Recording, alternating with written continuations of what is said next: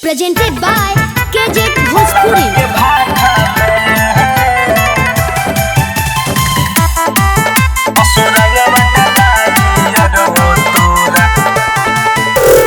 Music by Prince Babu। नपलो से ना पात नइखे नपलो से ना पात नइखे बाबे कोई काठा में नपलो से ना पात नइखे बाबे कोई काठा में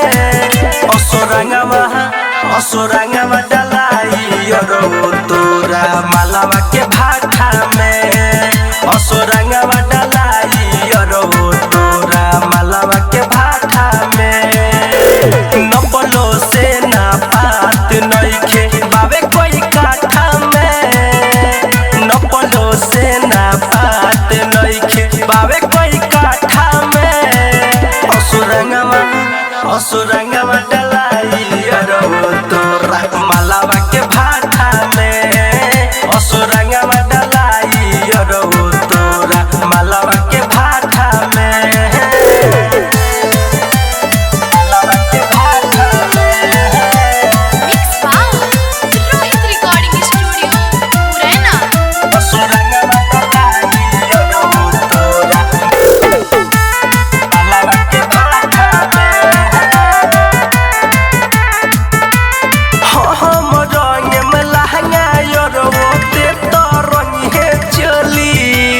ऐसन दिनवा फगुआ के हवे केहू न केहू के बोली रे केहू न केहू के बोली रे हम रंग में लहंगा रो ते तो रंग है चली ऐसन दिनवा फगुआ के हवे केहू न केहू के बोली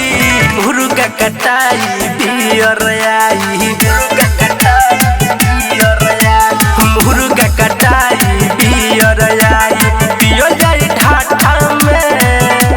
मुर्गा कटाई फ्रूटी आई पियो जाई ढाठा में असुरंगमा डलाई रो तोरा मालावा के भाठा में असुरंगमा डलाई रो तोरा मालावा के भाठा में मालावा के भाठा में Mix by Rohit Recording Studio, Murena। असुरंगमा डलाई रो तोरा मालावा के भाठा में ललका पियर का रंग हरियर का ढोढ़ी में देह बघोसी राइटर हरे राम करन या दो तारा धोली बेहोशी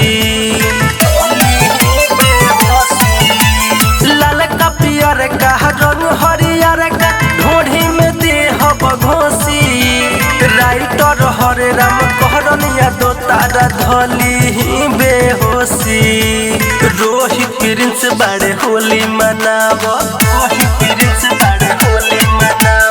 मुकेश राहुल बड़े होली मनाव बहरे Tata Presented by KJ Bhojpuri। Mukesh Rahul बड़े होली मनाव बहरे टाटा में असुरंगमा डलाई रो तोरा मालावा के भाठा में असुरंगमा डलाई रो तोरा मालावा के भाठा में नपलो से ना पात नइखे बाबे कोई काठा में नपलो से ना पात नइखे बाबे कोई काठा में असुरंगमा